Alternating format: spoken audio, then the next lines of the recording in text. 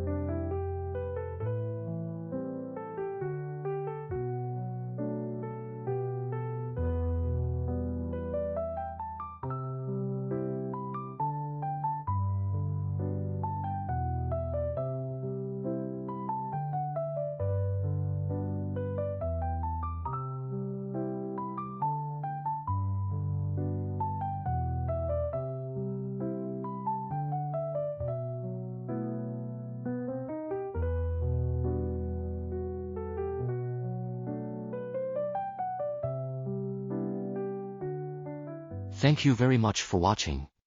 If you are interested in our video, please like and subscribe to our channel. If you would like to collaborate with us, please contact us through the method provided at the end of the video. See you in our next video.